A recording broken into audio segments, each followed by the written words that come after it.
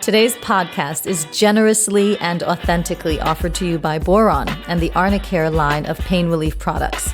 Arnicare, made from a mountain daisy, helps you to get back to your best by providing relief of soreness and pain from an active lifestyle, as well as reducing bruising after a cosmetic procedure. All brands and sponsor opportunities are vetted and curated by me and are selected to sponsor based on my experience with the product or service, both personally and professionally. This ensures that you hear about products and services with authenticity, credibility, and integrity. Arnicare, it's a Boron brand you can trust, and I do. The purpose of this podcast is to educate and inform. It is no substitute for professional care by your doctor or your qualified healthcare professional. Never disregard or delay professional medical advice because of something you've heard on this podcast or in any linked material. Guests who speak on this podcast express their own opinions, experience, and conclusions. Dr. Shirley neither endorses nor opposes any particular opinion discussed on this podcast. The views expressed on this podcast have no relation to those of any academic, hospital, practice, institution, or other entity with which Dr. Shirley may be affiliated. Welcome to Forever Fab, the podcast on fashion, the art of living, and all things beauty.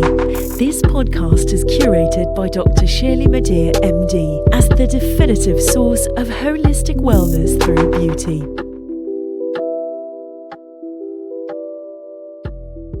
Welcome to Forever Fab, the podcast dedicated to fashion, the art of living well, and all things beauty. I'm your host, Dr. Shirley Madhere, your purveyor of this definitive source of living a beautiful life. This week's episode is dedicated to strength, and our topic is stretch, strengthen, and bloom. Do you like the way I did that? Bloom. Bodywork to help you thrive. Welcome to my interview with Erika Bloom. Erika Bloom is a former professional dancer and veteran Pilates instructor with over 20 years of teaching Pilates. Because she is devoted to holistic wellness, Erika has certifications in multiple therapeutic bodywork modalities, including yoga, the Alexander technique, and nutrition. She has received notable press such as in Well and Good, Purist, Into the Gloss, The Rob Report, Forbes, Vogue, Mind Body Green, Goop, The New York Times, Vanity Fair, and many others.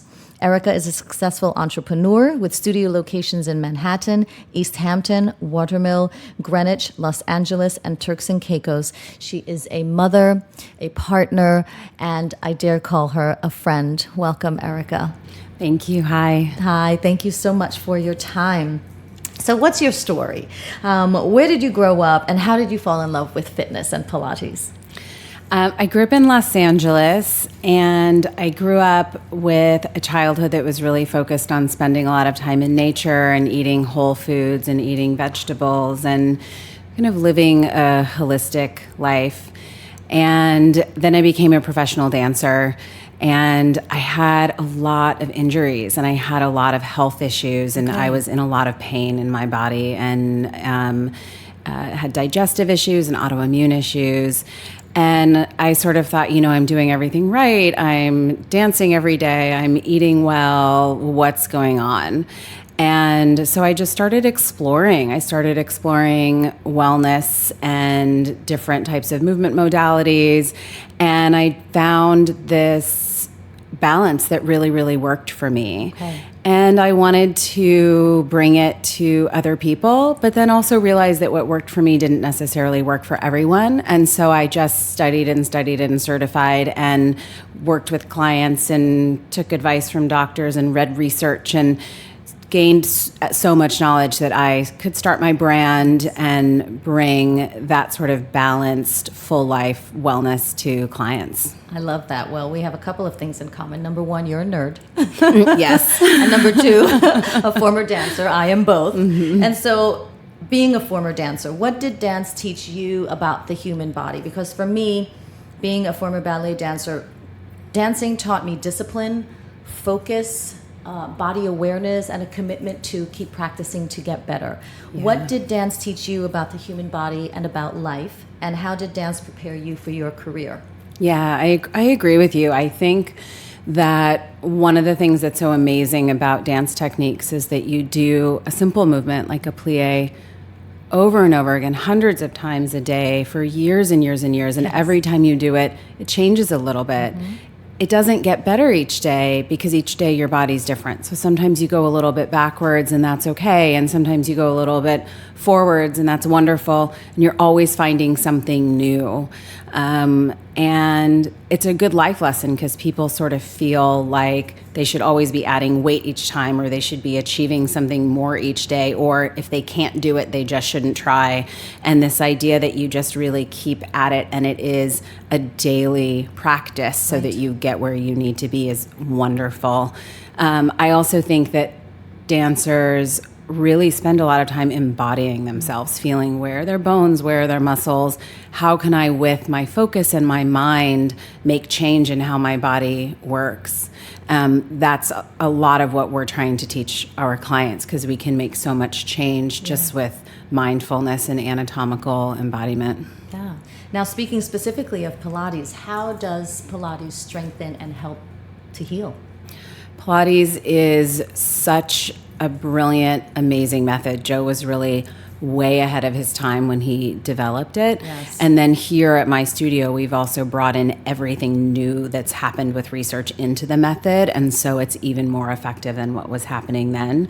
And its approach is really to say that finding balance in the body, having everything integrate together, gives you more strength, and it gives you strength in a way that is functional and that allows for longevity. So we don't mean strength as in you can lift more weight. We mean strength as in you can achieve a functional movement better in a way that keeps the body at a safe, optimal place so that you don't have injury, so that you can do it for the rest of your life.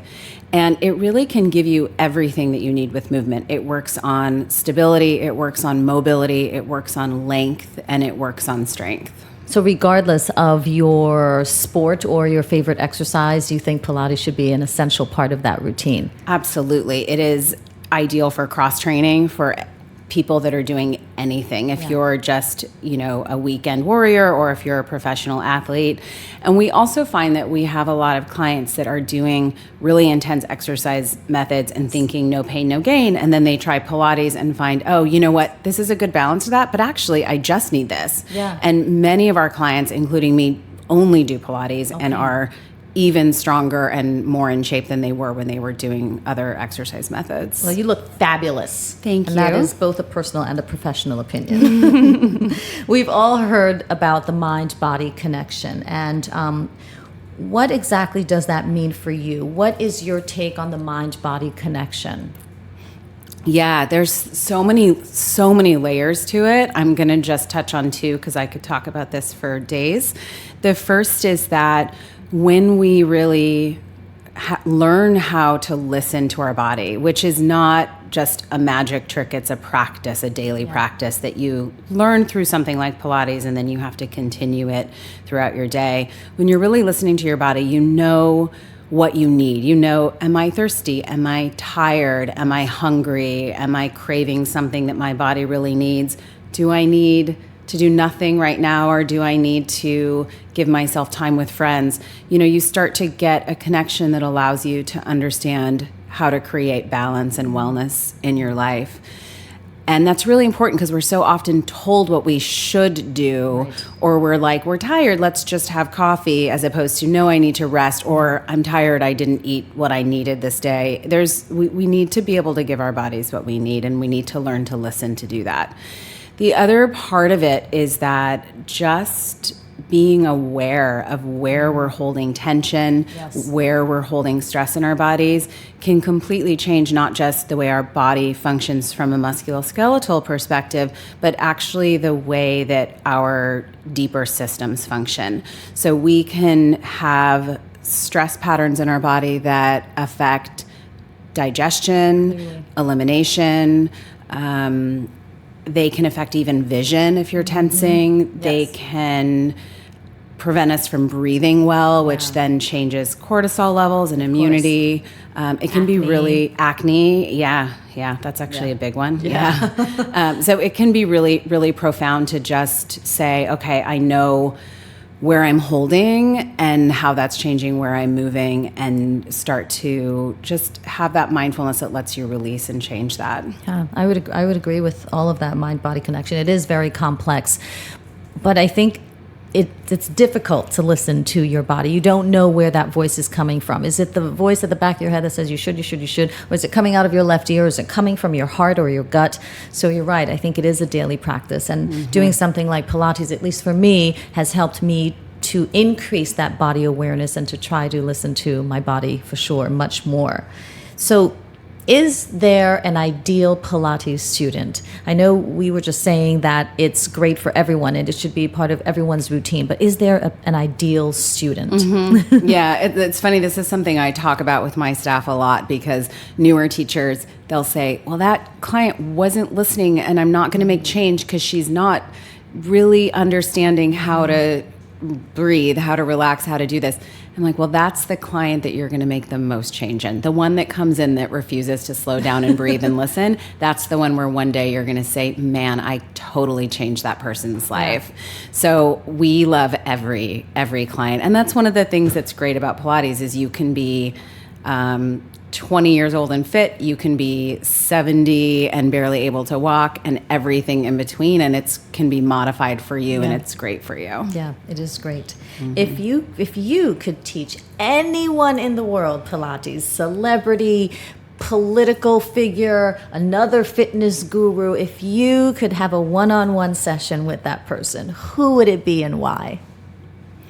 I'm going to answer this question super truthfully as opposed to in a fun way, because it happens to me almost every day where someone comes up to me and says, this hurts, and so should I just go and take a bath or put ice or take this pill? Yes. And because they're not coming to me as a client, I can't, I say to them, you should be doing Pilates, but they don't know the benefits of it. And you can't convince every person you meet in a coffee shop to come and do Pilates. That's like a curbside consultation, what we call it in medicine. Correct. Hey, what do you think about that? Yeah. So the people that constantly ask for the curbside consultation but won't come in and actually do it. Right. I wish all those people would come in and do Pilates with me, because we could help them. Oh my God. Then you would need like 30 more studios. Yes. Good answer. Very good answer. And a fun answer. I like the truth. So speaking of helping clients to change, what is the most transformative experience that you had, that you helped a client through? One that sticks in your memory, or a recent one, but the one that made you go, oh my gosh, I am really contributing to the world and making the world a better place. Yeah. I'm sure you've had many. Yeah. Name one. Yeah. I've had so many, and it's my favorite thing about my job. And I have to be careful because of client confidentiality to not be too specific. No, but of course. I had a client that had pain that was preventing him from sleeping, and it was preventing him from sleeping to the point of him becoming non-functional cognitively and having really big issues at work. Of course. And he had tried everything. He had been to every specialist and tried every trainer, and we, in a course of time that was maybe a month, just made a few changes to his gait and his way he was handling stress, and his pain went away and never came back.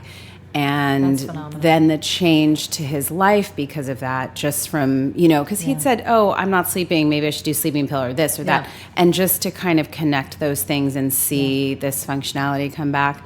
I also just today had a client come in, and she had children, and she'd moved here from South America, and she was being told, you need to have all these different wellness things. Oh, you need probiotics, so you need to have yogurt, and everybody's drinking oat milk, so have oat milk, and everybody has this particular bar, so have that bar. Yeah. And she was trying to do everything, and she's trying to raise her kids, and she was overwhelmed. Yeah. And she had gained tons of weight, and she had acne, and her hair was falling out.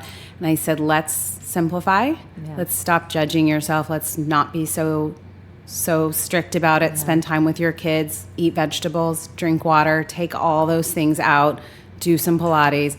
And I saw her today after she's been working with my staff, so I haven't seen her through the summer. Yes. And she's lost 55 pounds, and her skin was glowing, and her hair was gorgeous, and she was smiling, and it was a really huge transformation. Yeah. I think many of us really do underestimate the effects of stress and the manifestations of stress on every aspect of life. I agree. It is serious. Yeah. And so many people's exercise programs add more stress into their lives rather than eliminating stress. So it's really important to think about that. There is such a thing as too much. Exercise, isn't there? I know for me there is. So let's talk about frustrations or misconceptions. Some people may misconstrue Pilates as not being rigorous, but I assure you, I've taken some classes with some of your instructors, and it is definitely rigorous. So what is your greatest frustration with that misconception, or how do you get people to understand that, yeah, you're going to be sore tomorrow and you're going to love it? Yeah, Pilates is hard. It's hard. And I think there's two sides to that misconception. I think one is that Pilates is an ab workout. There's this idea that people took core. like the ab 5 and the 100 and thought that's what Pilates is, and that doesn't speak at all to the principles and the philosophies behind Pilates. Right. And then I think the other misconception is that it's not enough of a workout, that it's just stretching, that you need to then go do a harder workout. And one, it is really hard. Yeah. Hitting every single muscle and working the muscle eccentrically and concentrically is really challenging, and you will absolutely feel it. You're going to find muscles that you never knew were there. Those smaller little muscles that hide behind the big muscles. Yes. Yeah.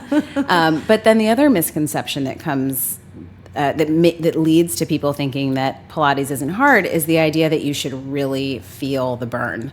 But burn is not always positive. There's a lot of exercise methods where you're really overusing a muscle that you shouldn't be using for that action. Okay. And so it will hurt, and people are saying, oh, great, I feel it. Yes. Well, actually, you're creating imbalance in your body, and the deep muscles of the joints, the intrinsic muscles, shouldn't fatigue because they're postural muscles. They're postural muscles, right? Yeah, so we want our postural muscles to be working throughout all of our workouts, but then we don't want to actually feel fatigue in them. Right. And that's how you really build strength that makes you move more beautifully. Yeah, those muscles should be there for support and to help enhance further movement, not to the point where, they're being tired and can't help you.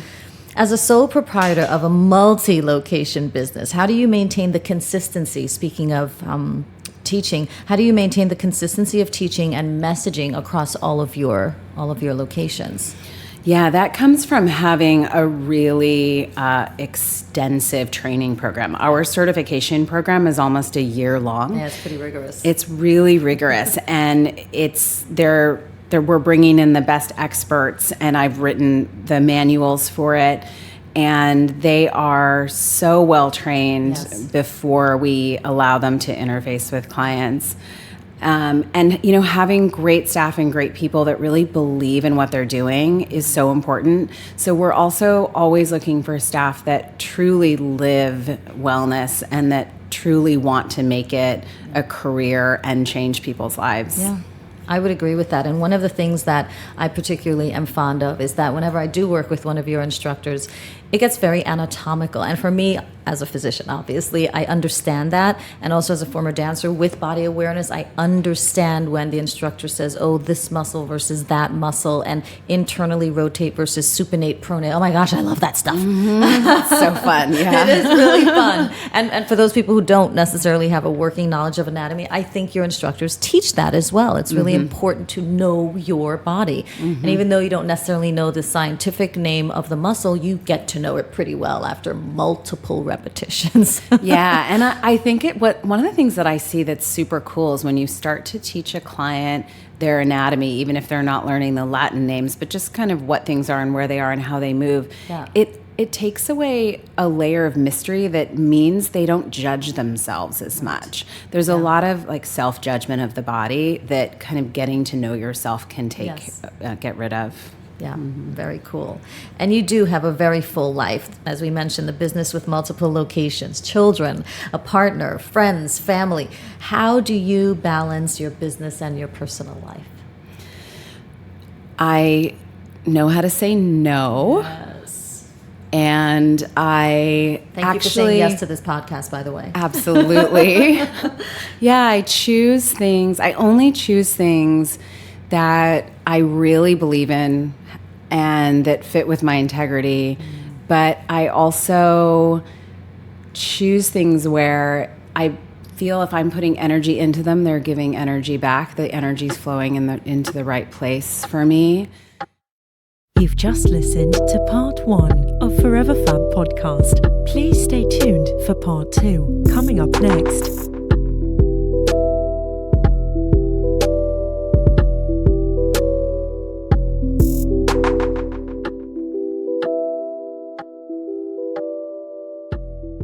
Today's podcast is generously and authentically offered to you by Boron and the Calendula line of first aid and skincare products. Calendula, made from a garden marigold, is ideal for use on dry, irritated, or sunburned skin, all without fragrances, dyes, or parabens. Try mixing it with your moisturizer or night cream, or apply it alone after an exfoliation or a cosmetic medical procedure. All brands and sponsor opportunities are vetted and curated by me and are selected to sponsor based on my experience with the product or service, both personally and professionally. This ensures that you hear about products and services with authenticity, credibility, and integrity. Calendula, a Boron product you can trust, and I do.